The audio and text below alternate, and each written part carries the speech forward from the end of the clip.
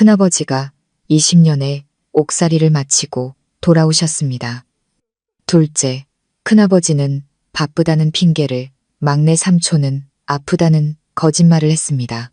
오직 저희 아버지만이 형님을 위해 진수성찬을 차렸습니다. 그리고 마침내 큰아버지의 얼굴을 마주한 순간 저는 우리 가족을 짓누르고 있던 상상도 못할 진실과 마주하게 되는데, 가족 이야기 채널을 찾아주신 여러분, 환영합니다. 여러분, 제가 살던 충청도 시골의 8월 한여름은 유난히도 기억에 남습니다. 살갗을 태울 듯한 햇볕뿐만 아니라 흙마당에서 피어오르는 지열이 나무십 사이사이까지 파고들어 뜰 안의 감나무마저 기운 없는 사람처럼 축 늘어지게 만들었죠. 마당 앞 감나무 위에서는 매미들이 마지막 힘을 다해 울어댔습니다. 늘 듣던 여름의 소리였지만 그날따라 왜 그리 처량하고 힘겹게 들렸을까요?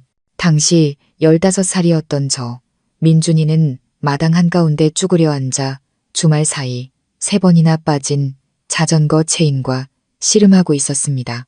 이마에서 흐른 땀이 턱 끝에 매달려 마른 흙먼지 위로 뚝뚝 떨어졌습니다. 아버지는 대청마루에 앉아 집부채를 느릿느릿 붙이며 반쯤 감은 눈으로 마당을 내다보고 계셨죠. 아버지는 과묵한 분이셨습니다. 얼굴에는 늙고된 삶의 무게와 가족을 위한 깊은 고뇌가 주름처럼 새겨져 있었습니다. 어머니는 부엌에서 분주히 움직이셨고 도마 위에서 칼질 소리가 규칙적으로 들려오는 걸 보니 저녁 식사를 준비하시는 모양이었습니다. 어느 시골 마을의 평화로운 여름 오후 풍경. 저는 이토록 익숙하고 평온한 일상이 깨질 날이 오리라고는 상상도 해본 적이 없었습니다. 바로 그때였습니다. 집안의 정적을 깨고 전화벨이 날카롭게 울려 퍼졌습니다. 그 시절 저희 동네에서 유선 전화는 꽤 사는 집에나 있는 물건이었습니다. 다급하게 울리는 벨소리는 마치 좋지 않은 일이 생긴 것만 같았습니다. 아버지는 깜짝 놀라 부채를 마루에 내려놓고 급히 안방으로 들어가 전화를 받으셨습니다.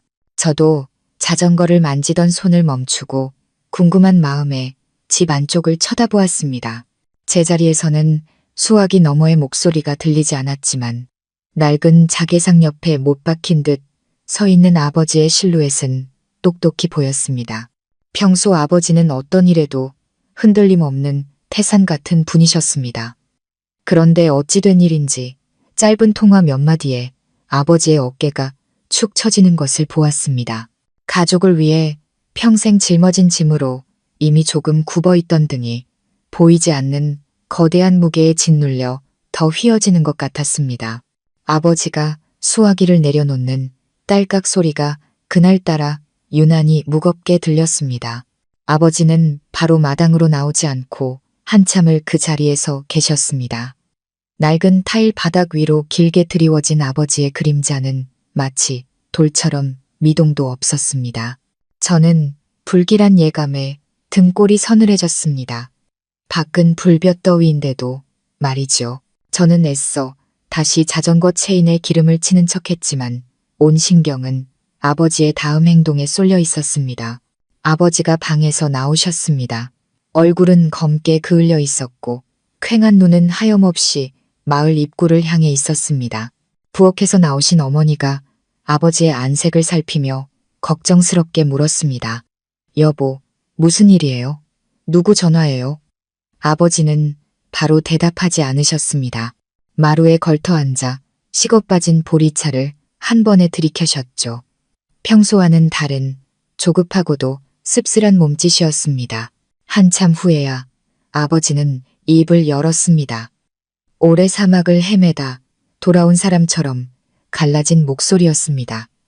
여보, 큰형님이 돌아오신대. 큰형님이 돌아오신다. 아버지의 입에서 나온 그 세 마디는 깃털처럼 가벼웠지만 잔잔한 호수에 던져진 거대한 바위처럼 순식간에 집안의 모든 공기를 뒤흔들었습니다. 어머니는 그 자리에 얼어붙었고 손에 들고 있던 국자를 마룻바닥에 쨍그랑 소리를 내며 떨어뜨렸습니다.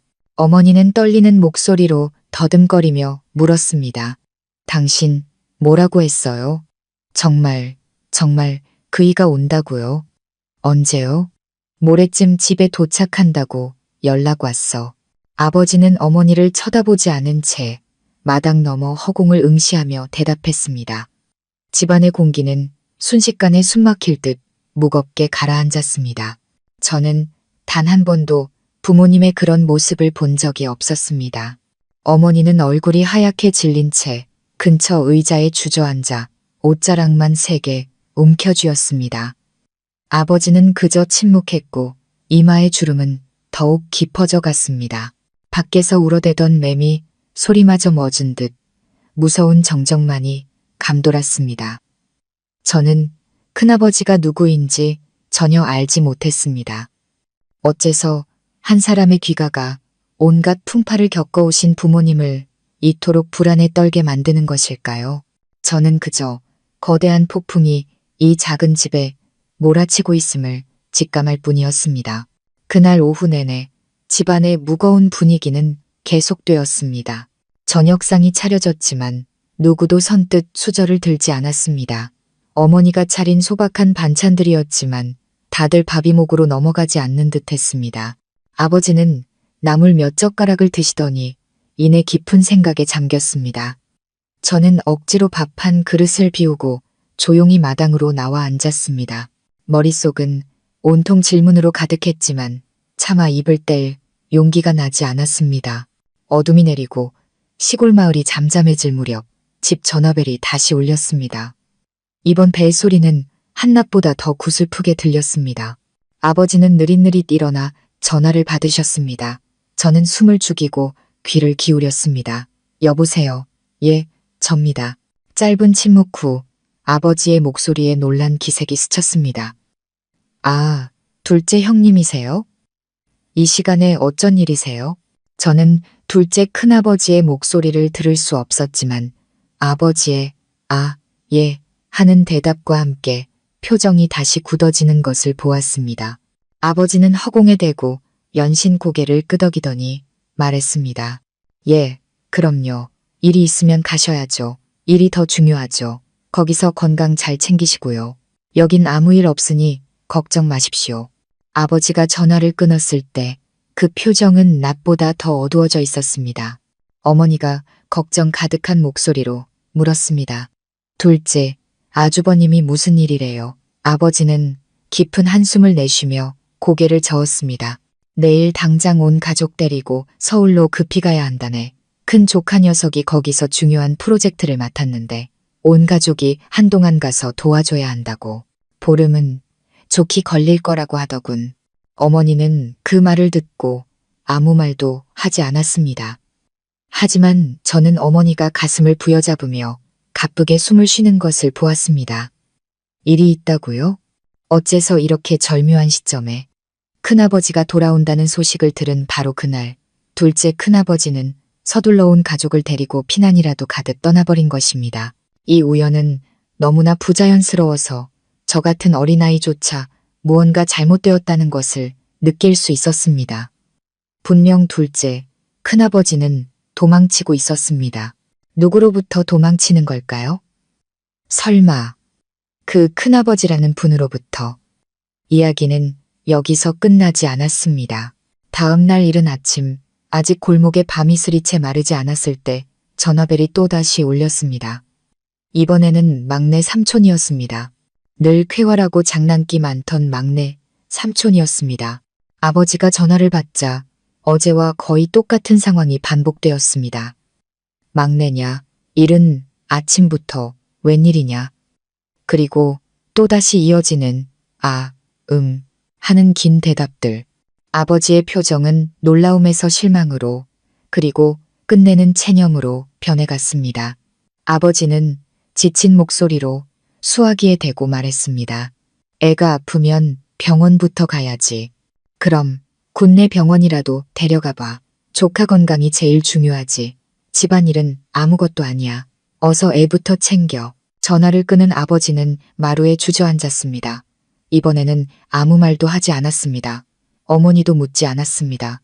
두 분은 이미 모든 것을 알아차린 듯 했습니다. 막내 삼촌은 아들이 아파서 병원에 가야 하니 약속했던 주말에 집에 올 수 없다고 했습니다.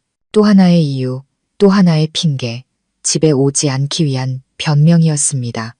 둘째, 큰아버지는 중요한 일 때문에 서울로, 막내 삼촌은 아픈 아들 때문에 병원으로, 아버지의 두 형제, 제가 늘 따르던 두 분이 동시에 발을 빼고 있었습니다. 그들은 두려워하고 있었습니다. 그들의 공포는 어설픈 거짓말과 부자연스러운 핑계를 통해 너무나 명백하게 드러났습니다. 그들은 도망치고 있었습니다. 자신의 친형, 큰아버지라 불리는 그 남자로부터 말입니다. 두 분의 공포는 제 마음속에 있던 호기심과 불안감을 더욱 증폭시켰습니다. 도대체 큰아버지는 어떤 분일까요? 과거에 무슨 일을 했기에 40, 50이 넘은 동생들을 이토록 겁에 질려 집을 떠나게 만드는 것일까요? 우리 가족을 뒤덮은 짙은 비밀의 장막, 그리고 저는 그 장막이 곧거치고 오랫동안 묻혀있던 끔찍한 진실이 드러날 것 같은 예감에 휩싸였습니다. 그날 하루 종일 저는 아무 일에도 집중할 수 없었습니다.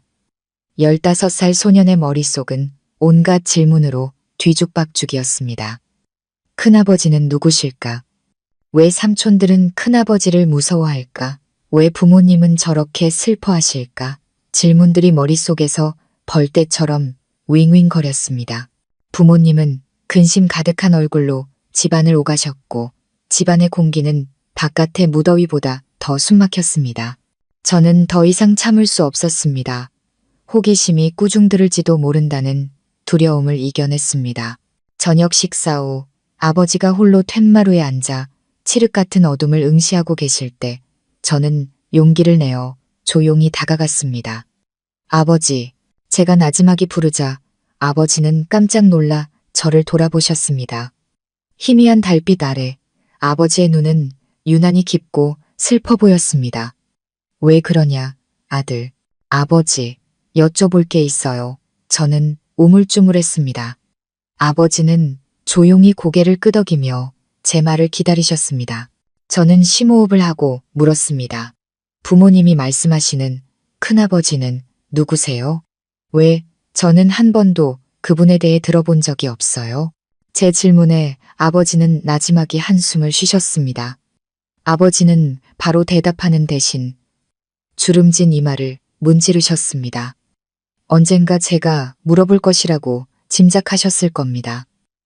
그분이 돌아오는 이상 이 이야기는 더 이상 숨길 수 없었으니까요. 아버지는 옆자리를 툭툭 치며 제게 앉으라는 신호를 보냈습니다. 이제 너도 컸으니 집안의 몇몇 이야기는 알아야겠지. 아버지의 목소리는 아득한 슬픔을 머금고 낮게 가라앉았습니다. 네가 묻는 그분은 너의 큰아버지다. 나와 내 둘째, 큰아버지, 막내 삼촌의 친형이란다. 큰아버지요? 저는 놀라서 되물었습니다. 그렇다면 저에게도 큰아버지가 계셨던 것입니다. 제 인생 15년 동안 단 한 번도 만나본 적 없고 이름조차 들어본 적 없는 큰아버지. 할머니나 부모님의 이야기 속에서 혹은 명절이나 제사 때에도 큰아버지라는 존재는 마치 금기어처럼 누구도 건드리지 않는 공백이었습니다. 제 어리둥절한 표정을 보시고 아버지는 계속 말씀하셨습니다. 마치 먼 기억의 저편에서 들려오는 듯한 목소리였습니다. 내 큰아버지 이름은 영철이다. 김영철. 할아버지 할머니의 장남이었지. 젊었을 적 내 큰아버지는 집안에서 가장 똑똑하고 수완이 좋은 사람이었다. 이 집안의 기틀을 세운 것도 동생들 공부시킨 것도 모두 내 큰아버지 덕이었어. 나와 내 삼촌들이 이만큼이라도 살게 된 건 대부분 내 큰아버지 덕분이다. 아버지의 이야기를 들을수록 저는 더욱 혼란스러웠습니다. 그렇게 훌륭하고 동생들을 위했던 큰형이 어째서 잊힌 존재가 되었을까요? 왜 그의 귀환이 그가 그토록 아꼈던 동생들에게 공포를 심어주는 것일까요? 그럼 왜 그동안 집에 한 번도 안 오셨어요? 어디에 가셨던 건데요? 저는 참지 못하고 물었습니다. 제 질문은 아버지의 아픈 상처를 건드린 듯 했습니다. 아버지는 한동안 침묵했고 마당의 귀뚜라미 소리가 정적을 더욱 깊게 만들었습니다. 한참 후에야 아버지는 힘겹게 입을 떼셨습니다. 목에 무언가 걸린 듯한 목소리였습니다. 내 큰아버지는 아주 오랫동안 멀리 가 있었다. 아무도 가고 싶어 하지 않는 곳에 말이다. 아버지는 더 이상 설명하지 않으셨습니다. 자리에서 일어나 제 어깨를 가볍게 두드리고는 집 안으로 들어가셨고 저는 풀리지 않는 의문 속에 홀로 남겨졌습니다. 아무도 가고 싶어 하지 않는 곳. 아버지의 의미심장한 말은 큰아버지에 대한 미스터리를 더욱 기묘하고 두렵게 만들었습니다. 아버지가 다 말씀해 주시진 않았지만 저는 큰아버지의 오랜 부재가 단순한 타향살이가 아니었음을 어렴풋이 짐작할 수 있었습니다. 그것은 우리 가족이 애써 묻어버린 아주 거대하고 슬픈 사건과 관련이 있을 것이었습니다. 그리고 이제 그 과거의 비밀을 짊어진 남자가 돌아오고 있었습니다. 영철 큰아버지가 돌아온다는 소문은 어찌나 빠른지 삽시간에 온 동네로 퍼져나갔습니다. 저희 마을은 작아서 한 집에서 벌어진 일이 대문을 나서기도 전에 온 동네가 알 정도였죠. 아마 부모님의 대화를 이웃 누군가가 우연히 듣고 그게 입을 타고 퍼져나간 모양입니다. 단 하루 만에 동네 사람들은 모두 저희 아버지 김서방네 집에 수십 년 만에 큰형이 돌아온다는 사실을 알게 되었습니다. 그날 아침 저는 어머니 심부름으로 자전거를 타고 마을 어기 가게에 다녀왔습니다. 가는 곳마다 아주머니들이 삼삼오오 모여 수군거리고 있었습니다. 저를 보자 그들은 입을 다물고 호기심과 약간의 동정이 섞인 눈으로 저를 쳐다보았습니다. 저는 몇 마디를 얼핏 들을 수 있었습니다. 그 영철 씨 진짜 온다네. 듣자 하니 막 나왔다던데. 쯧쯧. 김서방네도 참 앞으로 어찌 될꼬. 그들의 반쪽짜리 대화와 탐색하는 듯한 눈빛은 저를 무척 불쾌하게 만들었습니다. 그들은 마치 큰아버지를 곧 닥쳐올 재앙처럼 이야기했습니다. 둘째, 큰아버지 댁 앞을 지나갔습니다. 굳게 닫힌 파란색 철문에는 커다란 자물쇠가 덜렁거리고 있었습니다. 마당 앞 화분에 심어진 꽃들은 물을 주지 않아 땡볕 아래 시들어가고 있었습니다. 둘째, 큰아버지는 정말 온 가족을 데리고 떠난 것이었습니다. 텅 빈 집의 적막함과 냉기는 그 집 주인의 공포를 명백히 증명하고 있었습니다. 둘째, 큰아버지 가족의 부재는 큰아버지의 귀한 이야기를 더욱 극적으로 만들었고 마을 사람들의 상상력에 불을 지폈습니다. 사람들은 그때 그 일에 대해 수군거리기 시작했습니다. 저는 그때 그 일이 무엇인지 몰랐지만 그들의 단편적인 이야기를 짜깁게 하며 무언가 끔찍한 사건이었음을 짐작했습니다. 그들은 화재에 대해 그리고 끔찍한 싸움에 대해 이야기했습니다. 어떤 이는 피를 보았다고도 했습니다. 사람들은 젊은 시절 큰아버지의 불같은 성미와 거친 성격에 대해 말했습니다. 그러고는 둘째 큰아버지와 막내 삼촌 이야기로 넘어갔습니다. 동생들이 형을 무서워하는 게 당연하다고들 했습니다. 옛날에 영철 씨가 동생들을 끔찍이 아끼긴 했지만 한번 화가 나면 눈에 뵈는 게 없는 사람이었다고. 마을 어기 평상에 앉아 계시던 한 할머니는 제가 지나가는 것을 보고는 제게 들으라는 듯이 옆 사람에게 혀를 차며 말했습니다. 다 업보지, 업보야. 형제간에 그리 해놓고 이제 와서 어딜 도망간다고. 마을 사람들의 수군거림은 제 마음의 비수처럼 꽂혔습니다. 그들은 진실을 알지 못했습니다. 그저 낡은 기억과 뜬 소문에 의지해 자신들만의 이야기를 만들어내고 있을 뿐이었습니다. 하지만 어쨌든 그들의 반응은 한 가지 사실을 분명히 보여주었습니다. 큰아버지의 과거는 결코 평탄하지 않았으며 그의 이번 귀환은 평범한 가족 상봉이 아닐 것이라는 점을 말입니다. 마을의 분위기는 이상하게 변해 있었습니다. 고요하고 평화롭던 모습은 사라지고 호기심과 기다림 그리고 약간의 두려움이 그 자리를 대신했습니다. 모든 이의 시선이 저희 집 작은 대문으로 쏠려 있는 듯 했습니다.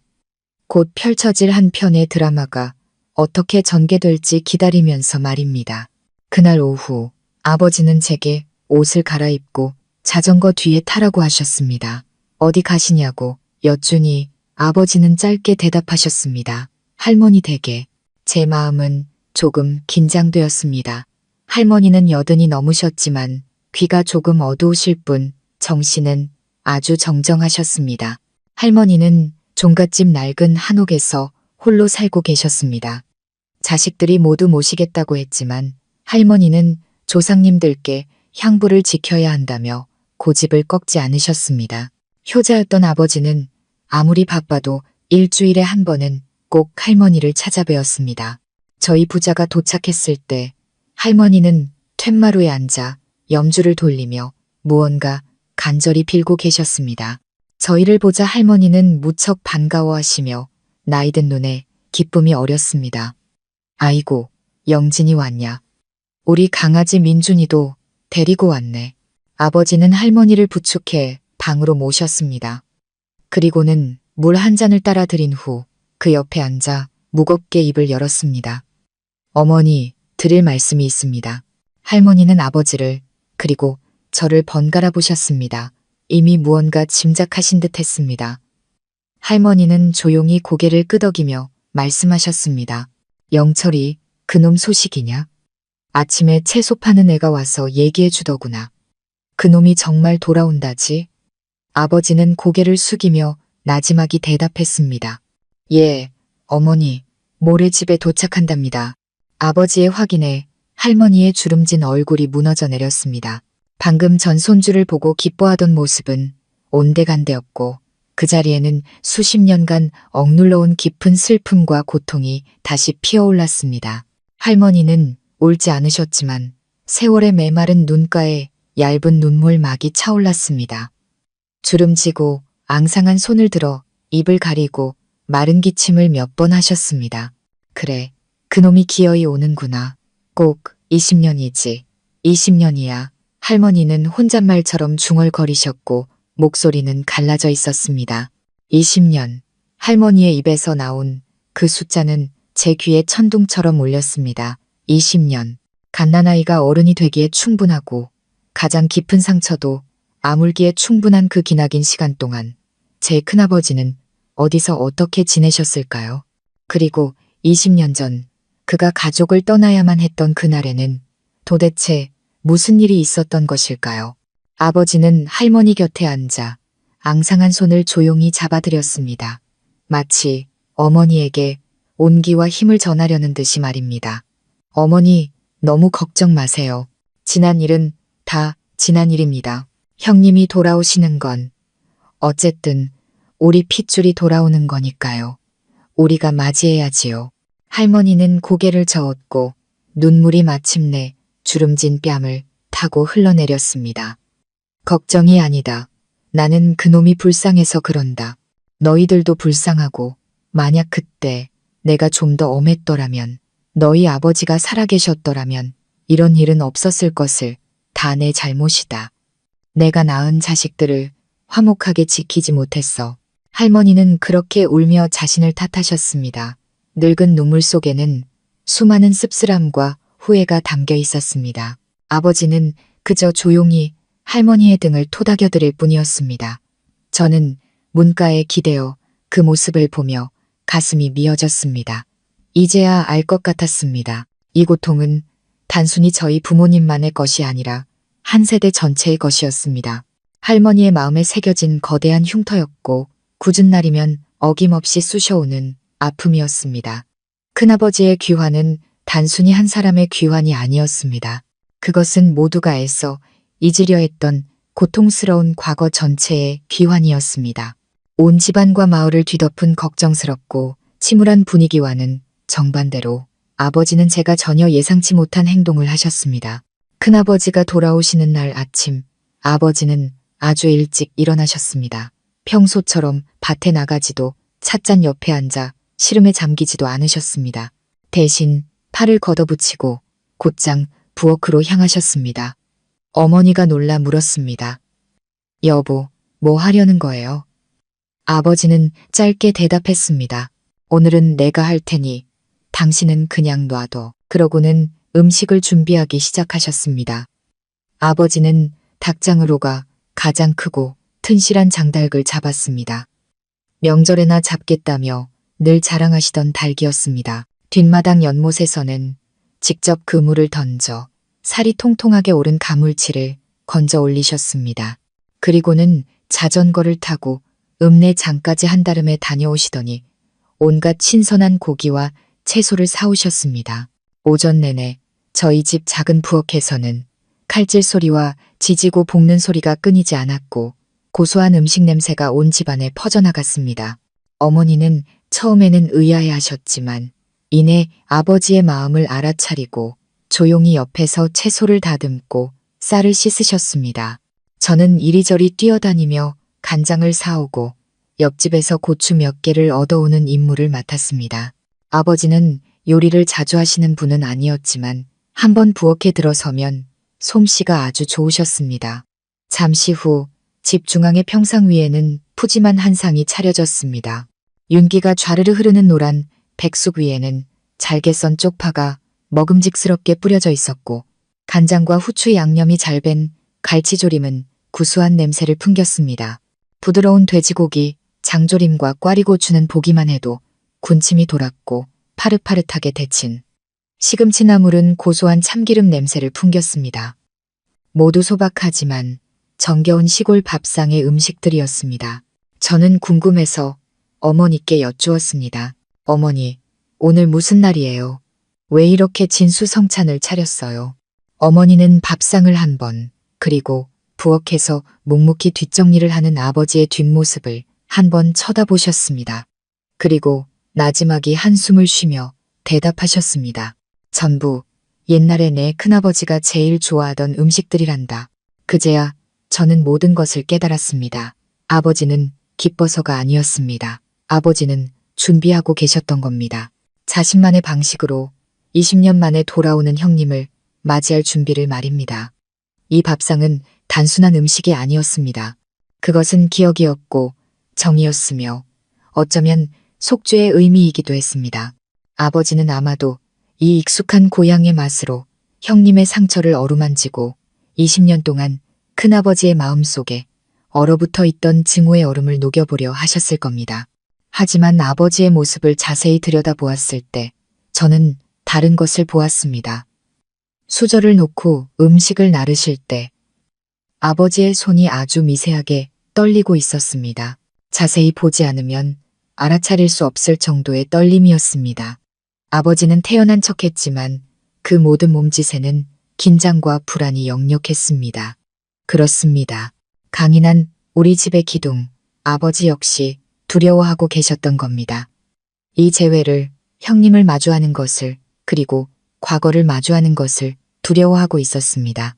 이 진수성찬은 어쩌면 다가올 폭풍에 맞서기 위해 스스로 용기를 내는 아버지 나름의 방식이었을지도 모릅니다. 그날 밤 저는 잠을 이룰 수 없었습니다. 눈을 감으면 이름 모를 큰아버지의 모습이 떠올랐습니다. 슬픈 눈빛을 한 고된 모습의 남자일까? 아니면 험상궂고 무서운 얼굴의 남자일까? 상상할수록 가슴이 두근거리고 불안해졌습니다. 한참을 뒤척이는데 부모님 방에서 소곤거리는 소리가 들려왔습니다. 저는 궁금한 마음에 살금살금 침대에서 내려와 방문에 귀를 기울였습니다. 어머니의 목소리였습니다. 불안과 걱정이 가득했죠. 여보, 난 너무 걱정돼요. 내일 그이가 오면 모든 게 어떻게 될까요? 그이가 아직도 우리 형제들을 원망하고 있을까요? 잠시 침묵이 흘렀습니다. 어둠 속에서 아버지가 깊은 한숨을 내쉬는 모습이 그려졌습니다. 한참 후에야 아버지가 낮고 지친 목소리로 말했습니다. 원망이라니 당연히 하고 있겠지. 20년이야. 짧은 세월이 아니잖아. 당신이라도 원망 안 하겠어? 아버지의 질문은 밤의 정적을 날카롭게 갈랐습니다. 그랬습니다. 20년이라는 기나긴 세월, 누구라도 원망하지 않을 수 없을 겁니다. 어머니의 목소리는 울먹임에 가까웠습니다. 그럼 우리 어떡해요? 난 너무 무서워요. 그이가 용서해주지 않을까봐. 그때 그 일은 어쨌든 우리에게도 잘못이 있잖아요. 나도 알아. 아버지가 어머니의 말을 잘랐습니다. 하지만 언제까지 피할 수 있겠어.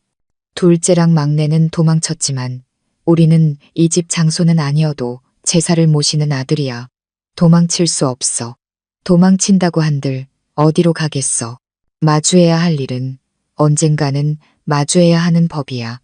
내일 형님이 욕을 하든 때리든 난 다 간수할 거야. 아버지는 단호하게 말했지만 저는 그 목소리 속에 담긴 떨림과 거대한 시련 앞에서 스스로를 다잡고 있는 한 남자의 무력감을 느낄 수 있었습니다. 그들의 대화는 제가 모르는 어떤 비밀, 과거의 잘못에 닿아 있었습니다. 그 잘못에는 두 분 모두가 관련되어 있었습니다. 하지만 우리 민준이는요? 난 우리 아들이 어머니가 흐느끼기 시작했습니다. 아버지는 한동안 침묵하다가 아내를 안심시키려는 듯 그리고 스스로를 진정시키려는 듯 부드러운 목소리로 말했습니다. 걱정 마. 형님이 아무리 그래도 자기 조카한테 해코지할 사람은 아니야. 그런 사람이 아니었어. 부모님의 대화는 거기서 끊겼습니다. 저는 조용히 제 침대로 돌아왔지만 마음은 천근만근 무거웠습니다. 부모님의 대화는 과거라는 거대한 퍼즐의 또 다른 조각이었습니다. 잘못이 있었고 둘째, 큰아버지와 막내 삼촌, 그리고 제 부모님까지 모두 그 잘못에 연루되어 있었습니다. 그리고 큰아버지는 그 잘못의 대가를 20년 동안 홀로 감당해야 했던 것입니다. 내일 그의 귀환은 단순한 재회가 아니었습니다. 그것은 아마도 과거의 잘못을 심판하고 공정을 되찾기 위한 귀환일지도 몰랐습니다. 그 밤은 정말 길었고 내일은 더 길 것 같았습니다. 예고대로 다음 날 점심 무렵이었습니다. 낡고 먼지 쌓인 시외버스 한 대가 느릿느릿 마을 어귀로 들어왔습니다. 버스는 검은 매연을 한바탕 뿜어내고는 마을의 오래된 정자나무 아래 멈춰 섰습니다. 마을의 모든 움직임이 순간 멎는 듯 했습니다. 공터에서 구슬치기를 하던 아이들도 평상에 앉아있던 아주머니들도 모두의 시선이 버스를 향해 있었습니다. 아버지는 어느새 대문 앞에 나와서 계셨습니다. 가장 깨끗한 작업복을 입고 뒷짐을 진 채 꿋꿋했지만 어딘가 경직된 모습이었습니다. 저는 대문 뒤에 숨어 쿵쾅거리는 심장을 애써 진정시켰습니다. 끼익 소리를 내며 버스 문이 열리고 몇몇 승객이 내린 후 마침내 한 남자가 모습을 드러냈습니다. 나이에 비해 키가 크고 다부진 체격, 짧게 깎은 머리는 서리처럼 새하얗습니다. 낡아서 어깨가 해진 국방색 점퍼를 입고 있었지만 깨끗하게 세탁되어 있었습니다. 손에는 빛바랜 군용 가방 하나만 들려 있었습니다. 그가 바로 큰아버지였습니다. 큰아버지는 길가에 잠시 서서 익숙한 마을길을 눈을 가늘게 뜨고 둘러보았습니다. 20년 모든 것이 너무나 많이 변해 있었습니다. 낡은 초가집 대신 빨간 기와집들이 들어섰고 흙길은 시멘트로 포장되어 있었습니다. 하지만 정자나무와 우물, 마을 회관은 시간의 말없는 증인처럼 그 자리에 그대로 있었습니다. 그의 걸음걸이는 아주 단단했습니다. 한 걸음 한 걸음이 단호하고 힘찼습니다. 날카로운 눈빛으로 자신을 쳐다보는 사람들을 한번 쓱 훑어본 후 저희 집 대문에 시선을 고정했습니다. 그 눈빛에는 분노도 원망도 기쁨도 없었습니다. 그저 깊고 차가웠으며 상대를 압도하는 무언가가 담겨 있었습니다. 20년의 풍파를 겪은 사람의 눈빛은 평범한 사람과 같을 수 없었습니다. 그에게서는 이상한 위험이 느껴졌습니다. 권력이나 돈이 주는 위험이 아니었습니다. 그것은 고통의 끝을 경험하고 가장 끔찍한 일들을 마주하고 돌아온 자의 위험이었습니다. 그는 더 이상 세상에 두려울 것이 없어 보였습니다. 큰아버지는 저희 집을 향해 걷기 시작했습니다. 느리지만 망설임 없는 발걸음이었습니다. 온 마을이 숨을 죽인 듯 했습니다. 시멘트 바닥에 그의 신발이 부딪히는 소리만이 마치 운명적인 재회의 카운트다운처럼 규칙적으로 울려 퍼졌습니다. 목이 바짝 마르고 꽉 쥔 두 손에는 축축하게 땀이 배어나왔습니다. 과거에서 온 남자가 마침내 돌아온 것입니다. 큰아버지가 점점 가까워지는 것을 보고 아버지는 깊은 숨을 한번 들이쉬더니 비바람에 색이 바랜 나무 대문을 밀어 열었습니다. 기름칠 안 된 경첩이 내는 끼익 소리가 유난히 처량하게 들렸습니다. 두 형제는 대문 앞에서 불과 몇 걸음의 거리를 두고 마주 섰습니다. 한 사람은 머리에 서리가 내리고 얼굴에 세월과 근심의 흔적이 깊게 팬 모습. 또 한 사람은 머리가 백발이고 얼굴에 세상 풍파가 새겨진 모습. 20년의 세월, 피를 나눈 형제였지만 그들은 너무나도 낯설어 보였습니다. 시간이 멈춘 듯 했습니다. 바람도 햇살도 매미 소리도 모두 멎고 오직 두 남자와 그들 사이에 거대한 침묵만이 존재했습니다. 오랜 세월 끝에 재회에 흔히 있는 뜨거운 포옹도 기쁨과 슬픔이 섞인 눈물도 심지어 악수조차도 없었습니다. 한참의 침묵 끝에 아버지가 겨우 입을 열었습니다. 목소리는 쉬어 있었고 미세하게 떨리고 있었습니다. 형님, 오셨습니까? 그것은 질문이 아닌 머뭇거리는 확인이자 어색한 인사였습니다. 백발의 남자는 아버지의 눈을 똑바로 쳐다보았습니다. 그의 눈빛은 조금도 흔들리지 않았습니다. 그는 그저 작게 고개를 끄덕이고는 아무런 감정 없는 낮고 일정한 목소리로 대답했습니다. 셋째, 형님, 그리고 셋째, 너무나 당연한 호칭이었지만 그 사이에는 차가운 벽이 느껴졌습니다. 그것은 다정한 형제의 부름이 아니라 우연히 마주친 아는 사람 사이의 인사 같았습니다. 공기는 말로 표현할 수 없는 감정들로 무겁게 가라앉았습니다. 저는 문 뒤에서 극도의 긴장감을 느꼈습니다. 툇마루에 서서 두 손을 마주 잡고 있는 어머니의 얼굴은 하얗게 질려 있었습니다. 우리 가족 모두가 숨을 죽이고 있었습니다. 큰아버지는 더 이상 말없이 아버지를 지나쳐 마당으로 들어섰습니다. 그는 집을 한 바퀴 둘러보았습니다. 그의 시선은 마당 앞 감나무에 오랫동안 머물렀습니다. 아마도 형제들의 어린 시절, 추억이 깃든 곳이겠죠. 그리고 그는 조상님들의 위패가 모셔진 대청마루를 바라보았습니다. 아버지는 어쩔 줄 몰라 하며 그 뒤를 따랐습니다. 형님, 안으로 들어가서 물이라도 한잔 하세요. 피곤하실 텐데. 큰아버지는 대답 없이 곧장 안으로 들어갔습니다. 그는 조상님들의 위패 앞에 멈춰서서 들고 있던 군용 가방을 내려놓고 그 안에서 향한 묶음을 꺼냈습니다. 직접 불을 붙인 뒤 경건한 자세로 할아버지, 할머니의 영정 앞에 3번 절을 올렸습니다. 얇은 향, 연기가 피어올라 고요한 공간을 채웠습니다. 20년 만에 돌아와 부모님께 향 하나를 올리는 타향살이 아들의 슬픔이 담겨 있는 듯했습니다. 위패 앞에서 꼿꼿하고 외롭게 서 있는 그의 뒷모습을 보는데 제 마음 속에서도 형언할 수 없는 슬픔이 차올랐습니다. 조상님께 인사를 마친 큰아버지는 대청마루에 의자에 앉았습니다. 허리를 꼿꼿이 세우고 두 손을 무릎 위에 올린 채 조용히 모든 것을 관찰했습니다. 어머니는 그제야 조심스럽게 다가가 기어들어가는 목소리로 말했습니다. 아주버님, 앉아서 좀 쉬세요. 제가 곧 식사 준비하겠습니다. 큰아버지는 말없이 고개만 살짝 끄덕였습니다. 아버지가 아침부터 정성껏 준비한 진수성찬이 차려졌습니다.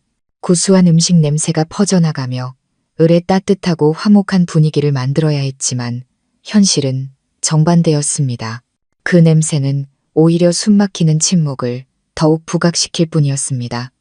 아버지가 말했습니다. 형님, 식사하시지요.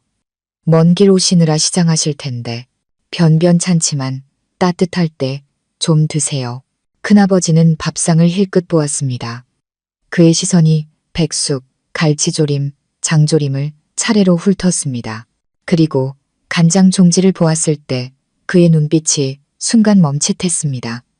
아주 찰나에 미미한 감정의 동요가 돌처럼 굳어있던 그의 얼굴을 스쳐 지나갔습니다. 아마도 그는 알아차렸을 겁니다. 이 동생이 어찌되었든 자신의 옛 입맛과 취향을 하나하나 기억하고 있다는 사실을 말입니다. 모두가 식탁에 앉았습니다. 아버지, 어머니, 그리고 저, 큰아버지는 상석에 앉았습니다. 식사는 절대적인 침묵 속에서 시작되었습니다. 오직 그릇과 수저가 부딪히는 소리만이 건조하게 울려 퍼졌습니다. 큰아버지는 수저를 들어 장조림 한 점을 입에 넣었습니다. 그는 아주 천천히 오랫동안 씹었습니다. 마치 20년 동안 잃어버렸던 과거의 맛, 가족의 맛을 음미하려는 듯이 말입니다. 갈치조림을 맛보고 백숙 살코기도 한 점 떼어 드셨습니다. 모든 음식을 맛보았지만 딱 한 점씩만 드실 뿐이었습니다. 아버지는 그 모습을 보고 가장 큰 닭다리를 큰아버지의 밥그릇 위에 올려드리며 억지로 쾌활한 목소리를 냈습니다. 형님, 많이 드세요. 우리 집에서 키운 닭이라 맛이 좋습니다. 큰아버지는 아버지를 쳐다보지 않았습니다. 그는 조용히 그 닭다리를 집어 제 밥그릇 위로 옮겨 주었습니다. 그리고는 담담한 목소리로 말했습니다. 이놈은 한창 클 나이다. 나보다 이놈이 더 먹어야지. 그의 행동에 저와 부모님은 모두 얼어붙었습니다. 아버지는 어색하게 수저를 거두었고 다시는 음식을 권하지 못했습니다. 식사는 다시 침묵에 잠겼습니다. 밥 한 술 한 술이 목에 걸리는 듯했습니다. 이것은 재회의 식사가 아니었습니다. 기억과 고뇌, 그리고 말하지 못할 슬픔이 뒤섞인 식사였습니다. 밥상이 푸짐할수록 식탁에 둘러앉은 사람들 사이의 차가운 거리감은 더욱 선명해졌습니다. 저는 큰아버지가 자신의 기억을 먹고 있다는 느낌을 받았습니다. 그리고 그 익숙한 맛 하나하나가 그의 마음속 아물지 않은 상처를 다시 헤집는 칼날처럼 느껴졌습니다. 무거운 식사가 그렇게 흘러갔습니다. 밥을 반 그릇쯤 비웠을 때 큰아버지가 문득 수저를 내려놓고 고개를 들었습니다. 그는 식탁에 비어있는 두 자리를 쳐다보고는 여전히 감정 없는 목소리로 물었습니다. 하지만 그 질문은 팽팽한 긴장감 속으로 날아온 화살 같았습니다. 둘째하고 막내는 어디 갔냐? 왜 안 보여? 아버지가 가장 두려워했던 질문이 마침내 나오고야 말았습니다. 아버지는 깜짝 놀라 밥그릇을 내려놓고 형님을 쳐다보았습니다. 당황한 기색이 역력했습니다. 그는 우물쭈물하며 그럴듯한 이유를 찾아내려 애썼습니다. 아, 예, 형님. 둘째는 서울에 급한 일이 생겨서 온 가족이 다 갔습니다. 아마 다음 주는 되어야 올 것 같습니다. 큰아버지는 그 말을 듣고 아무 말 없이 입꼬리만 살짝 올려 웃었습니다. 그 웃음에는 기쁨이라고는 한 조각도 없었습니다. 오직 씁쓸함과 비웃음만이 가득했습니다. 그 웃음은 그의 눈가 주름을 더욱 깊게 만들었습니다. 아버지는 그 모습을 보고 서둘러 막내 삼촌에 대한 변명을 이어갔습니다. 그리고 막내는 원래 이번 주말에 오기로 했는데 조카 녀석이 갑자기 아파서 읍내 병원에 입원하는 바람에 그래서 못 오게 됐습니다. 아버지는 한숨에 말을 쏟아냈지만 끝으로 갈수록 목소리는 기어 들어갔습니다. 마치 자기 자신도 그 말을 믿지 못하는 것 같았습니다. 아버지는 큰아버지의 눈을 마주치지 못하고 식어버린 밥상만 내려다보았습니다. 침묵이 흘렀습니다. 큰아버지는 여전히 그 씁쓸한 미소를 띤 채 자신의 앞에서 어설픈 거짓말을 늘어놓는 동생을 바라보고 있었습니다. 한참 후에야 그는 천천히 입을 열었습니다. 한 글자 한 글자 모두의 귀에 망치처럼 밝히는 분명하고 단호한 목소리였습니다. 그놈들, 아직도 내가 무서운 개로구나. 그것은 질문이 아니라 단언이었습니다. 조금의 여지도 없이 적나라하게 드러난 진실이었습니다. 그의 말은 아버지가 애써 세우려 했던 어설픈 위장의 막을 단번에 찢어버렸습니다. 그것은 모든 것을 폭로했습니다. 동생들의 공포를, 그리고 잘못을 저지른 형을 마주할 용기조차 없는 그들의 비겁함을 말입니다. 아버지는 그 자리에 얼어붙었고 얼굴은 하얗게 질렸습니다. 큰아버지의 말은 뺨을 후려치는 것처럼 아팠고 아버지는 더 이상 버틸 수 없었습니다. 모든 거짓말과 변명은 그 직설적인 한마디 앞에서 무의미해졌습니다. 식사 자리의 분위기는 이제 무거움을 넘어 부끄러움과 참담함으로 가득 찼습니다. 진실은 드러났고 그 진실은 어떤 침묵보다도 고통스러웠습니다. 마치 큰아버지의 말을 증명이라도 하듯 바로 그때 집 전화벨이 다시 울렸습니다. 이 순간에 울리는 날카로운 소리는 너무나도 이질적이었고 숨막히는 분위기를 깨뜨렸습니다.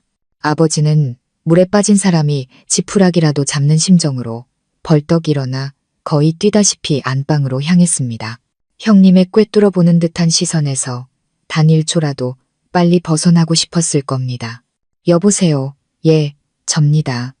전화기 너머 아버지의 목소리가 들렸습니다. 그리고는 아, 막내냐. 그래, 조카는 좀 어떠냐. 괜찮아. 아버지는 마지막까지 자신의 연극을 완성하려 애쓰고 있었습니다.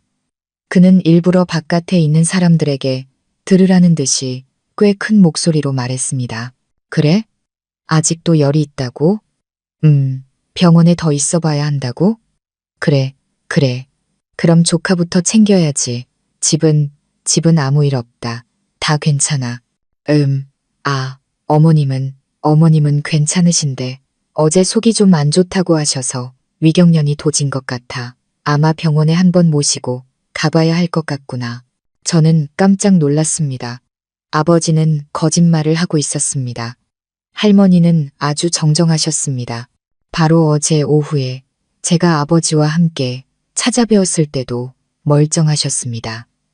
아버지는 또 다른 핑계를 만들어내고 있었습니다. 막내 삼촌의 부재를 합리화할 이유를 말입니다. 그러니 너는 안심하고 병원에 있어라. 집에 와봤자 할머니 때문에 그 사람을 마주칠 일은 없을 것이다. 라고 말하고 싶었던 거겠죠. 하지만 아버지는 한 가지를 간과했습니다. 자신의 형님이 얼마나 예리한 사람인지를 말입니다. 갑자기 큰아버지가 벌떡 일어났습니다. 그는 성큼성큼 아버지가 통화하고 있는 안방으로 향했습니다. 아버지는 깜짝 놀라 돌아보았고 얼굴이 하얗게 질렸습니다.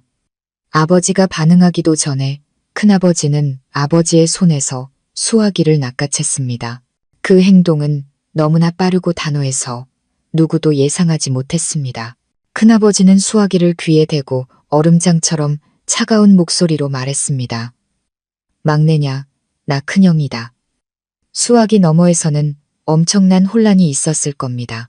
막내 삼촌이 그 자리에서 얼어붙어 손발을 떨고 있는 모습이 눈에 선했습니다. 큰아버지는 이어서 말했습니다. 그의 목소리는 크지 않았지만 엄청난 위압감이 실려 있었습니다. 방금 셋째한테 들으니 어머니가 위경련으로 입원하셨다고 하더구나. 어머니 걱정하는 건 당연하지. 그런데 내가 알기로는 어머니는 평생 위장병 한 번 앓은 적이 없으셨다. 위장약 한 알 드신 적이 없는데 네가 뭘 잘못 기억하고 있는 거 아니냐. 수화기 저편에서 긴 침묵이 흘렀습니다. 막내 삼촌은 아마 한마디도 할 수 없었을 겁니다. 어설픈 거짓말은 차갑고 잔인하게 발각되었습니다. 왜 대답이 없어? 아니면 내 아들 녀석도 아픈 게 아닌 게냐? 큰아버지가 으르렁거리듯 말했습니다. 또. 전화는 끊겼습니다. 극도의 공포에 질린 막내 삼촌은 전화를 끊고 도망치는 것 말고는 할 수 있는 게 없었습니다. 큰아버지는 수화기를 잠시 들고 있다가 자개상 위로 세게 내던졌습니다. 쾅하는 소리가 건조하게 울려 퍼졌습니다. 거짓말은 폭로되었고 돌아온 순간부터 억눌러왔던 분노가 마침내 폭발할 시간이 온 것입니다. 전화가 끊긴 후의 침묵은 그 어떤 소리보다도 무서웠습니다. 큰아버지는 그 자리에 서서 가슴을 거칠게 들썩이며 붉게 충혈된 눈으로 아버지를 노려보았습니다. 집에 발을 들인 순간부터 애써 유지해왔던 냉정하고 침착한 모습은 완전히 사라져 있었습니다. 그 자리에는 20년간 억눌려온 분노가 대신하고 있었습니다. 그리고 두 동생의 거짓말이 그 분노의 도화선이 된 것입니다. 큰아버지가 자개상을 주먹으로 내리쳤습니다. 그 충격에 상이 통째로 흔들리고 찻잔이 엎질러졌습니다. 저와 어머니는 소스라치게 놀랐고 어머니는 작게 비명을 질렀습니다. 큰아버지는 더 이상 이성을 유지하지 못했습니다. 그는 아버지의 얼굴에 대고 손가락질하며 분노로 갈라진 목소리로 고함을 질렀습니다. 똑바로 말해. 왜 그놈들이 거짓말을 해야 하지? 왜 내가 돌아온다는 소식을 듣고 시궁창 쥐새끼들처럼 도망쳐야 하냔 말이다. 아버지는 뒷걸음질 쳤고 얼굴에는 핏기가 완전히 가셨습니다. 그는 떨리는 목소리로 더듬거렸습니다. 형님, 진정하시고 정말 일이 있어서 그럴 겁니다. 일이 있어? 큰아버지가 소리쳤습니다. 그의 고함은 온 집안에 울려 퍼져 벽에 붙어있던 도마뱀마저 놀라 흩어지는 듯 했습니다. 내가 등신인 줄 아나? 아니면 20년 동안 콩밥 먹으면서 머리가 어떻게 된 줄 알아? 나는 그놈들이 뭘 무서워하는지 다 알아. 큰아버지는 방 안을 서성였습니다. 무거운 발걸음은 마치 바닥을 부술 듯 했습니다. 그리고 그는 멈춰 서서 아버지와 마주했습니다. 그의 눈에서는 불꽃이 튀는 것 같았습니다. 지난 세월 동안 너희들 참 잘 먹고 잘 살았더구나. 그의 목소리는 비웃음과 도끼로 가득 차 있었습니다. 내 땅 팔고 내 집에서 살고 내 돈 쓰면서 말이야. 너희들은 이 큰형이 어떻게 살고 있는지 한 번이라도 생각해 본 적 있냐? 단돈 10,000원이라도, 아니 안부 편지 한 통이라도 보내본 적 있냐고. 큰아버지의 질책은 채찍이 되어 아버지의 얼굴을 후려쳤습니다. 아버지는 그저 고개를 푹 숙인 채 한마디도 하지 못했습니다. 큰아버지의 말은 모두 사실이었기 때문입니다. 그때 너희들만 아니었으면 내가 이 꼴이 됐겠어? 큰아버지는 이를 갈았습니다. 내가 누구 때문에 모든 죄를 뒤집었었는데 내가 20년 동안 입 다물고 있었던 건 너희들이라도 편하게 살라고 사람답게 살라고 그랬던 거야. 그런데 이제 내가 돌아오니까 나를 이렇게 대접해. 내 얼굴 한번 마주할 용기도 없단 말이지. 분노는 극에 달했습니다. 20년간의 모든 억울함, 고통, 씁쓸함이 큰아버지의 절규를 통해 터져 나왔습니다. 모두가 애써 덮어두려 했던 과거의 비밀이 그의 분노에 의해 갈기갈기 찢겨나가고 있었습니다. 온 집안은 그의 고함과 아버지의 죄스러운 침묵으로 가득 찼습니다. 저는 어머니 뒤 방구석에 못 박힌 듯 서 있었습니다. 제 평생 그렇게 무서운 광경은 처음이었습니다. 큰아버지는 오랫동안 상처 입은 호랑이가 우리에서 풀려난 듯 모든 증오와 분노를 쏟아내고 있었습니다. 그리고 아버지, 제 마음속 하늘이자 가장 든든한 기둥이었던 아버지는 형님의 분노 앞에서 한없이 작고 무력하게 움츠러들어 있었습니다. 큰아버지의 말 한마디, 한마디가 아버지에게는 거대한 망치처럼 내리꽂혔습니다. 아버지의 말은 어깨는 점점 더 처졌고 굽은 등은 완전히 접힐 듯 했습니다. 아버지는 고개를 들지도 변명하려 하지도 않았습니다. 그저 마지막 판결을 기다리는 죄인처럼 묵묵히 모든 것을 감당하고 있었습니다. 상황이 너무 험악해지자 어머니가 떨리는 걸음으로 나서며 말리려 했습니다. 아주버님, 제발 다 지난 일이잖아요. 일단 앉아서 차분히 이야기하세요. 당신은 빠져. 큰아버지가 소리치며 돌아섰습니다. 그의 눈은 핏발이 서 있었습니다. 이 일은 당신과 상관없어. 옛날에 당신도 그놈들 편들었던 거 내가 모를 줄 알아? 이제 와서 감싸주려는 수작 부리지 마. 어머니는 겁에 질려 뒷걸음질 쳤고 눈에서는 눈물이 쉴 새 없이 흘러내렸습니다. 큰아버지는 어머니에게는 더 이상 눈길도 주지 않았습니다. 그의 시선은 다시 아버지에게, 사랑하면서도 증오하는 그 동생에게 고정되었습니다. 왜 말이 없어? 죄책감이 들기는 하냐? 아니면 아직도 내가 당해도 싸다고 생각하는 거냐? 큰아버지는 한 걸음 다가가 아버지의 얼굴 앞에 자신의 얼굴을 바싹 들이댔습니다. 아버지의 인내심은 한계에 다다른 듯 했습니다. 형님의 폭풍 같은 분노 앞에서 그리고 20년간 짓눌러온 죄책감의 무게 앞에서 과묵하고 강인했던 그 남자는 완전히 무너져 내렸습니다. 아버지는 큰 소리로 울거나 절규하지 않았습니다. 대신 가슴 깊은 곳에서부터 터져 나오는 흐윽 하는 흐느낌이 있었습니다. 그리고 그의 두 무릎이 천천히 꺾였습니다. 아버지는 저와 어머니의 경악 어린 시선 앞에서 낡은 타일 바닥 위에 무릎을 꿇었습니다. 자신의 친형 앞에 말입니다. 쿵 하는 소리가 너무나도 아프게 울려 퍼졌습니다. 온 집안이 순간 쥐 죽은 듯 조용해졌습니다. 큰아버지의 분노마저도 아버지의 그 행동에 멈칫한 듯 했습니다. 그는 자신의 발 아래 무릎 꿇고 있는 동생을 망연자실하게 쳐다보았습니다. 아버지는 고개를 떨군 채 두 어깨를 세차게 떨었습니다. 어머니의 흐느낌과는 다른 한 남자의 억눌린 울음이었습니다. 반평생을 짓눌러온 후회와 고뇌의 울음이었습니다. 형님, 죄송합니다. 아버지의 목소리는 흐느낌에 섞여 찢어지고 갈라졌습니다. 전부 저희 잘못입니다. 저희가 눈뜬 장님이었고 귀막은 귀머거리였습니다. 형님의 마음을 저버린 건 저희들입니다. 형님, 정말 죄송합니다. 죄송하다는 말 한마디 한마디가 흐느낌과 함께 끊어지며 터져 나왔습니다. 누구에게도 고개 숙인 적 없던 아버지가 지금 아이처럼 무릎을 꿇고 울며 형에게 용서를 빌고 있었습니다. 아버지의 행동은 큰아버지의 마음속에 타오르던 분노의 불길을 완전히 꺼뜨렸습니다.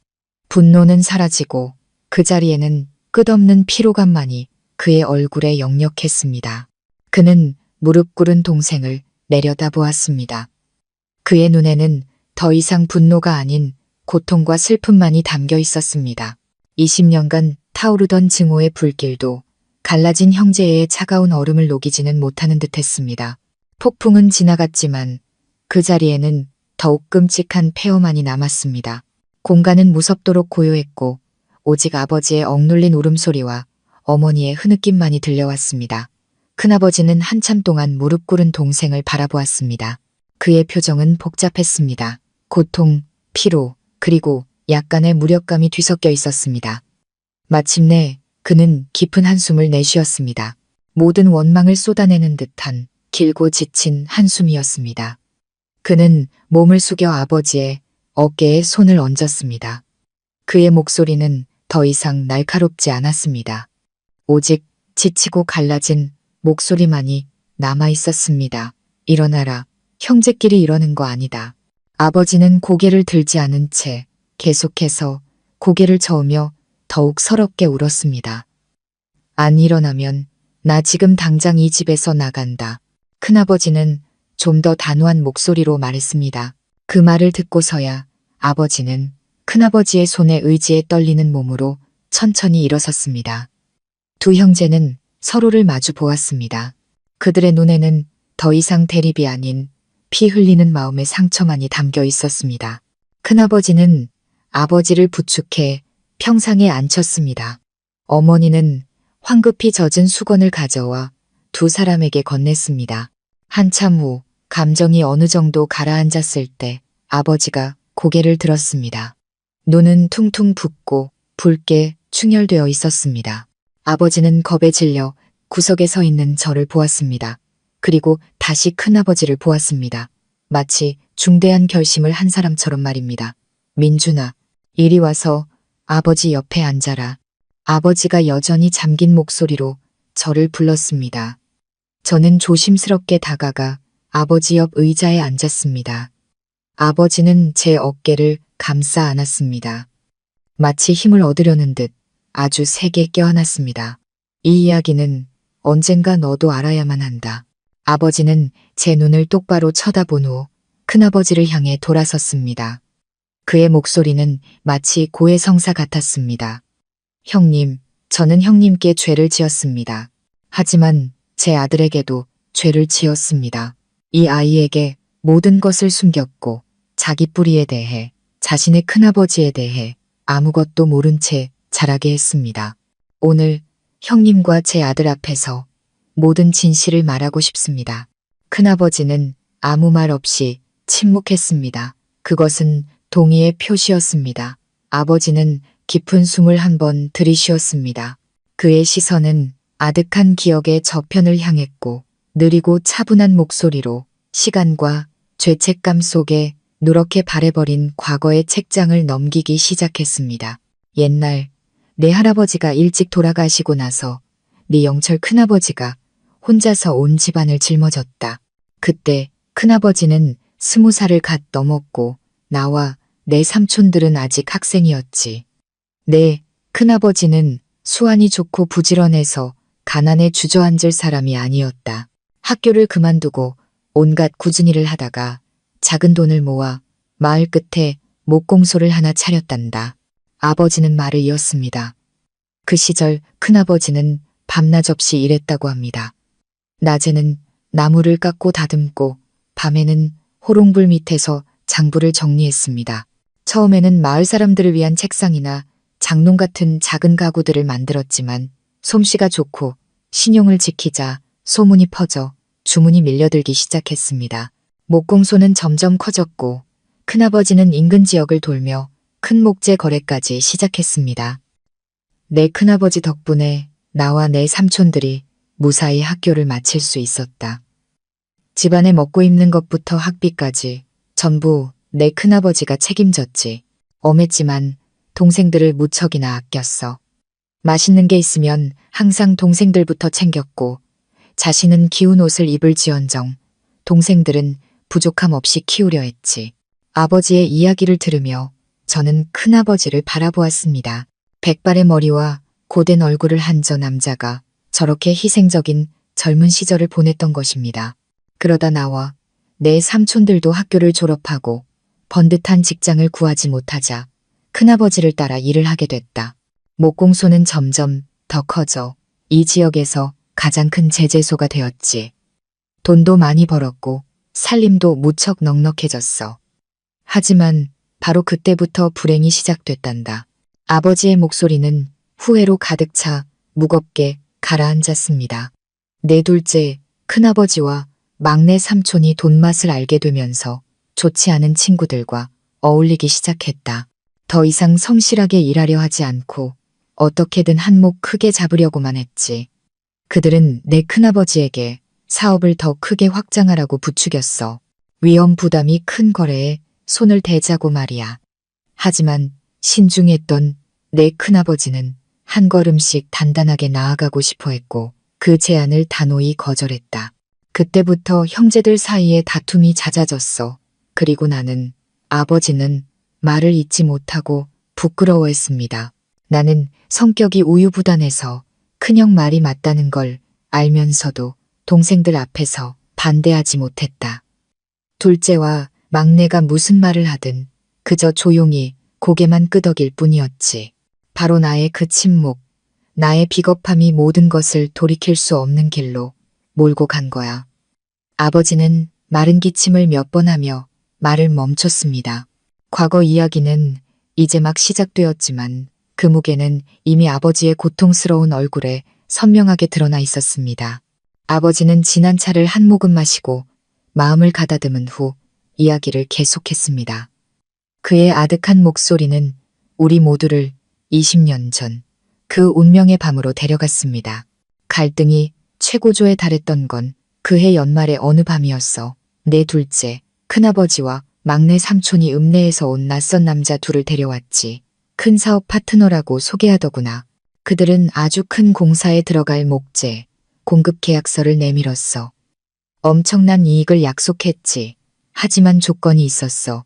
그들이 지정하는 희귀한 목재를 들여오기 위해 우리가 아주 큰 돈을 선금으로 내야 한다는 거였지.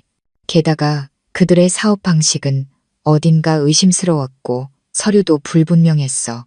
아버지는 말했습니다. 큰아버지는 계약서를 검토한 후 즉시 거절했다고. 이것은 함정이며 이런 식의 사업은 도박과 다를 바 없어 하루아침에 파산할 수 있다고 말입니다. 그는 가족의 전 재산인 제재소의 돈을 그런 모험에 쓸 수 없다고 못 박았습니다. 그때 내 둘째 큰아버지와 막내 삼촌은 술 기운과 일확천금의 꿈에 눈이 멀어 있었어. 더 이상 큰형의 말을 듣지 않았지. 그들은 내 큰아버지에게 늙었다, 고지식해서 큰일을 못한다고 대들었어. 돈을 혼자 다 쥐고 동생들이 독립하는 걸 막는다고도 했지. 말싸움이 오가는데 그 낯선 남자들까지 끼어들어 내 큰아버지를 비웃었어. 아주 듣기 거북한 말로 큰아버지의 자존심을 건드렸지. 원래 성미가 불같고 자존심이 강했던 내 큰아버지는 자신이 평생 일군 터전에서 동생들과 외부인에게 그런 모욕을 당하자 참지 못했어. 큰 싸움이 벌어졌고 욕설과 고함이 온 동네에 울려 퍼졌단다. 내가 말리려 했지만 소용없었어. 내 둘째, 큰아버지와 그 낯선 남자 중 하나가 내 큰아버지에게 달려들어 몸싸움을 시작했지. 막내 삼촌은 어쩔 줄 몰라 하고 있었고 나는 그저 두려움에 떨며 지켜볼 뿐이었어. 아버지는 고개를 숙이고 두 주먹을 불끈 쥐었습니다. 그렇게 서로 밀치고 당기는 와중에 한 남자가 구석에 켜져 있던 석유 등잔을 집어 내 큰아버지에게 던졌어. 저는 숨을 죽였고 어머니는 손으로 입을 막았습니다. 내 큰아버지는 피했지만 등잔은 구석에 쌓여있던 톱밥과 나무 부스러기 더미 위로 떨어졌어. 불은 순식간에 타올랐지. 건조한 계절이었고 주변은 온통 불쏘시개나 다름없었어. 불길은 믿을 수 없는 속도로 번져나갔다. 내 큰아버지의 평생의 피땀이었던 제재소 전체가 화염에 휩싸였어. 모두가 혼비백산하여 밖으로 뛰쳐나왔지만 비극은 거기서 끝나지 않았어. 그 낯선 남자 중 하나가 술에 취해 허둥지둥 도망치다가 넘어졌고 불타던 대들보가 그 위로 떨어져 덮치고 말았지. 모든 것이 너무나 순식간에 일어나서 아무도 손쓸 틈이 없었어. 아버지의 목소리가 떨렸습니다. 마을 사람들이 불을 껐을 땐 모든 게 너무 늦어버렸어. 제재소는 잿더미가 되었고 그 남자는 목숨을 잃었지. 온 집안이 죽음 같은 침묵에 잠겼습니다. 이제야 저는 마을 사람들이 수군대던 그때 그 일이 무엇이었는지 알게 되었습니다. 화재, 그리고 죽음. 모든 것은 동생들의 탐욕과 어리석음에서 시작된 것이었습니다. 저는 큰아버지를 보았습니다. 그가 겪었을 끔찍한 광경을 상상하려 애썼습니다. 그의 얼굴은 무서울 정도로 평온했지만 그 단단한 껍데기 아래에서 오래된 상처가 다시 욱신거리고 있음을 느낄 수 있었습니다. 그 끔찍한 밤 이후 우리 가족은 공황 상태에 빠졌어. 내 둘째 큰아버지와 막내 삼촌은 핏기 하나 없는 얼굴로 사시나무 떨듯 떨었지. 과실치사와 중대한 방화죄로 자신들의 인생이 감옥에서 끝날이라는 걸 알았을 거야. 미래도 가정도 모든 것이 끝장이라고 생각했겠지. 경찰이 현장을 통제하고 모두를 조사하기 시작했어.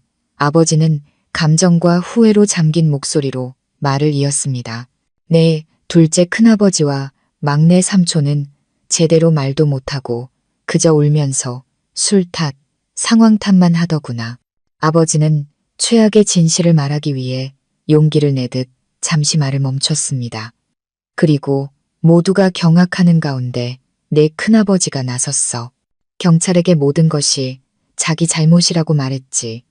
자기가 싸움을 시작했고 화가 나서 등잔을 던져 불을 냈다고 말이야.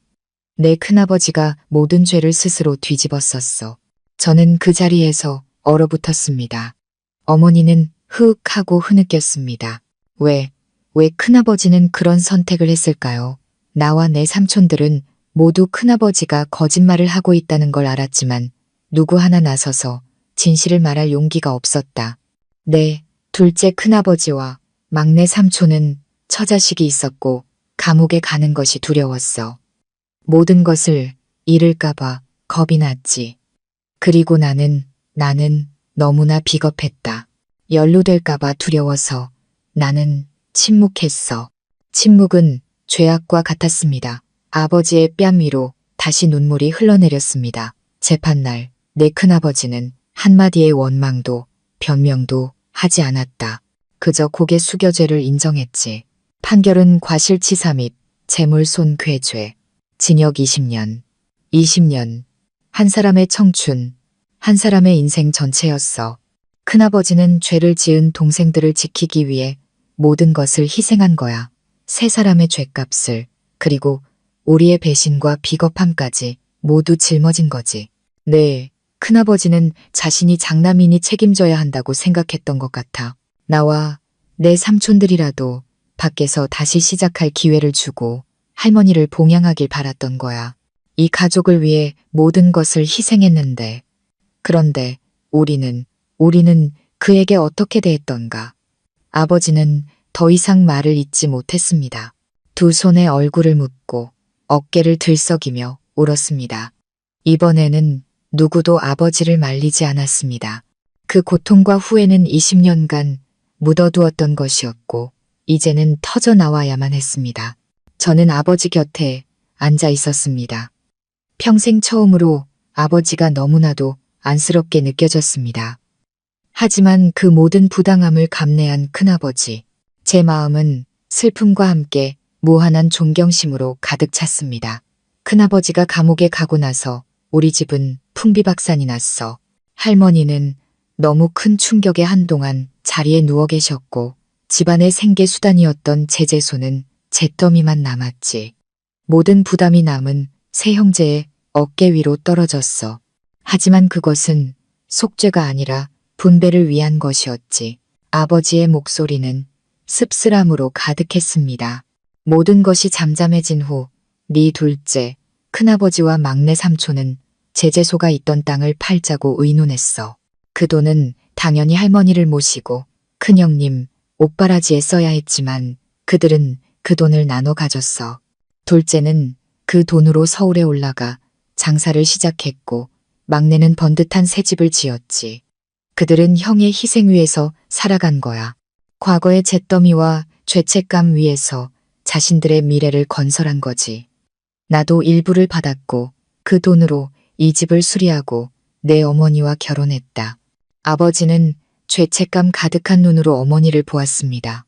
지난 세월 동안 나와 내 삼촌들은 아무 일도 없었던 것처럼 살아왔어. 잊으려 애썼고 과거를 묻으려 했지. 큰형님 이름은 입에 담지도 않았고 단 한 번도 면회 갈 용기를 내지 못했다. 우리는 두려웠던 거야. 우리 죄와 마주하는 것이, 그리고 형님의 눈을 마주하는 것이 두려웠던 거지. 이제야 저는 알 것 같았습니다. 왜 그들이 도망쳐야 했는지를. 그들의 공포는 큰아버지의 복수에 대한 두려움이 아니었습니다. 그것은 죄인의 공포였습니다. 자신의 양심과 마주하고 자신들이 평생의 빚을 진 사람과 마주하는 것에 대한 두려움이었습니다. 그들은 큰아버지가 돌아와 모든 것을 되돌리고 자신의 것을 되찾고 그들의 비겁한 민낯을 세상에 드러낼까봐 두려워했던 것입니다. 지난 20년 동안 단 하룻밤도 편히 잠든 날이 없었다. 형님의 얼굴, 불타던 그날 밤의 광경이 계속해서 나를 괴롭혔어. 아버지가 힘없는 목소리로 말했습니다. 할머니를 모시고 제사를 지내며 어떻게든 속죄하려 했지만 그런다고 해서 내 죄가 사라지지 않는다는 걸 알고 있었어. 우리는 형님께 너무나 큰 빚을 졌다. 평생을 갚아도 다 갚지 못할 빚을 말이다.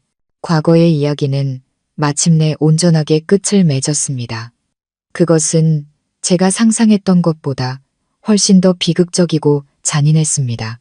20년간 눈물과 비겁함, 그리고 숭고한 희생으로 묻혀있던 비밀. 비밀의 장막은 거쳤지만 너무나도 고통스러운 진실만이 남았습니다. 아버지의 마지막 말이 끝나자 집안은 무거운 침묵에 잠겼습니다. 모든 소리가 사라지고 오직 어머니의 흐느낌과 남자들의 무거운 숨소리만이 남았습니다. 저는 그 자리에 못 박힌 듯 앉아 있었습니다. 아버지의 이야기는 제 미숙한 생각들을 모두 휩쓸어버리고 적나라하고 고통스러운 진실만을 남겼습니다. 고통 속에 고개 숙인 아버지를 보았습니다. 더 이상 아버지가 작거나 원망스럽게 느껴지지 않았습니다. 그저 무한한 슬픔만이 느껴졌습니다. 20년 동안 아버지는 감옥의 쇠창살보다 더 혹독한 양심의 감옥에 갇혀 살았던 것입니다. 그리고 저는 큰아버지를 보았습니다. 외로운 등과 거친 얼굴을 한 그 남자는 이제 제 눈에 희생과 관용의 상징처럼 보였습니다. 이야기 내내 큰아버지는 조용히 앉아 있었습니다. 그는 말을 끊지도 뚜렷한 감정을 드러내지도 않았습니다. 마치 판사가 자신의 인생에 대한 판결문을 다시 듣는 것처럼 그저 조용히 듣고만 있었습니다. 그의 깊은 눈은 허공의 한 점을 응시하며 과거의 모든 순간을 다시 살아내는 듯했습니다. 아버지의 울음이 잦아들고 지친 한숨만이 남았을 때 큰아버지가 마침내 움직였습니다. 그는 아버지가 아닌 저를 돌아보았습니다. 그렇게 오랫동안 제 눈을 똑바로 쳐다본 것은 처음이었습니다. 그의 눈빛은 더 이상 차갑거나 날카롭지 않았습니다. 대신 약간의 따뜻함과 아쉬움 같은 것이 담겨 있었습니다. 많이 컸구나, 조카. 큰아버지가 입을 열었습니다. 목소리는 낮고 잠겨 있었지만 더 이상 긴장감은 없었습니다. 셋째가 장가갔다는 소식은 들었는데 벌써 이렇게 컸을 줄은 몰랐다. 그의 말은 저를 놀라게 했습니다. 이토록 긴장된 순간에 그는 방금 전의 이야기와는 전혀 상관없는 말을 꺼냈습니다. 하지만 저는 알 수 있었습니다. 그것이 분위기를 가라앉히고 모두를 과거의 늪에서 건져내려는 그만의 방식이라는 것을. 그리고 나서야 그는 아버지를 돌아보았습니다. 이제 그만 자책해라. 큰아버지가 담담하게 말했습니다. 다 지난 일이다. 내가 치러야 할 죗값은 이미 다 치렀어. 20년 세월은 우리네 형제의 젊은 시절 잘못에 대한 빚을 갚은 셈치자. 둘째와 막내는 탐욕 때문에, 너는 우유부단함 때문에 잘못했다. 그리고 나 또한 너무 성미가 급해서 동생들을 제대로 가르치지 못한 잘못이 있다. 그는 일어나 조상님들의 위패 앞으로 걸어가 영정을 바라보았습니다. 내가 가장 후회하는 건 어머니 임종을 지키지 못한 것이다. 그리고 조상님들 제사를 너희들에게만 맡겨둔 것이다. 그는 한숨을 쉬었습니다. 다른 일들은 이제 그냥 흘려보내자. 큰아버지의 말은 완전한 용서가 아니었습니다. 결코 아물 수 없는 상처도 있으니까요. 하지만 그것은 받아들임이었습니다. 그는 과거를, 자신의 희생을, 그리고 동생들의 잘못까지도 받아들인 것입니다. 더 이상 원망 속에 잠겨 살고 싶지 않았던 겁니다. 20년이면 충분했습니다. 큰아버지의 말을 듣고 아버지가 천천히 고개를 들었습니다. 얼굴은 여전히 눈물로 젖어 있었지만 눈빛에는 구원받은 듯한 안도감이 어렸습니다. 형의 받아들임은 비록 일부일지라도 아버지에게는 너무나 큰 은혜였습니다. 집안의 무거운 공기는 눈물과 진실의 비가 내린 후 어느 정도 씻겨나간 듯 했습니다. 어머니는 조용히 부엌으로 가시더니 잠시 후 김이 모락모락 나는 새 주전자를 들고 오셨습니다. 식어빠진 찻잔들을 모두 치우고 정성스럽게 세 개의 찻잔에 따뜻한 차를 따랐습니다. 은은한 차향기가 다시 집안에 퍼지며 이상하리만치 평온한 느낌을 주었습니다. 아버지는 떨리는 손으로 찻잔을 들어 두 손으로 큰아버지 앞에 공손히 내밀었습니다.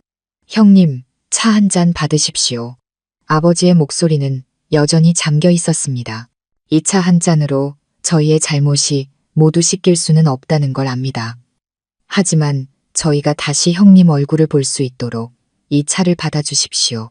큰아버지는 김이 피어오르는 찻잔을, 그리고 그 앞에 모든 후회를 담아서 있는 동생을 번갈아 보았습니다. 잠시 침묵하던 그는 천천히 손을 내밀어 아버지의 손에서 찻잔을 받았습니다. 그래. 그는 짧게 두 마디만 했지만 그 말은 천 마디 말보다 더 큰 무게를 지니고 있었습니다. 그는 찻잔을 들어 한 모금 마셨습니다. 아버지는 그 모습을 보고 자신의 찻잔을 들어 단숨에 비웠습니다.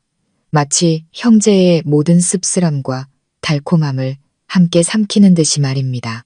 그것은 기쁨의 축배가 아니었습니다. 화해의 찻잔이었고 앞으로 펼쳐질 힘겨운 회복의 여정을 위한 첫걸음이었습니다. 모든 죄가 용서된 것도 모든 상처가 아문 것도 아니었지만 적어도 그들은 다시 함께 앉아 차 한 잔을 나눌 수 있게 된 것입니다. 큰아버지는 찻잔을 내려놓고 다시 저를 보았습니다. 눈빛은 한결 부드러워져 있었습니다. 이름이 뭐냐? 그가 물었습니다. 예, 큰아버지, 김민준입니다. 제가 공손히 대답했습니다. 그는 작게 고개를 끄덕였습니다. 거의 알아차릴 수 없을 정도로 옅은 미소가 그의 입가에 스쳐 지나갔습니다. 민준이라 좋은 이름이다. 앞으로 공부 열심히 해서 내 아버지나 삼촌들처럼 살지 말고 줏대 있는 남자가 되어라. 그의 말은 제게 하는 당부이자 파란만장했던 그들 세대에 대한 한마디 요약 같았습니다. 저는 아버지와 큰아버지, 과거의 남자들을 바라보았습니다. 그들의 이야기는 제 인생의 영원한 교훈으로 남을 것입니다. 어느덧 마당에는 저녁 그림자가 길게 드리워져 있었습니다. 폭풍은 지나간 듯 했습니다. 그 자리에는 침울하지만 더 이상 절망적이지는 않은 고요함이 남았습니다. 앞으로 가야 할 길은 여전히 멀었습니다. 둘째, 큰아버지와 막내 삼촌은 아직 돌아와 진실을 마주하지 않았고 가족의 균열은 아직 아물지 않았습니다.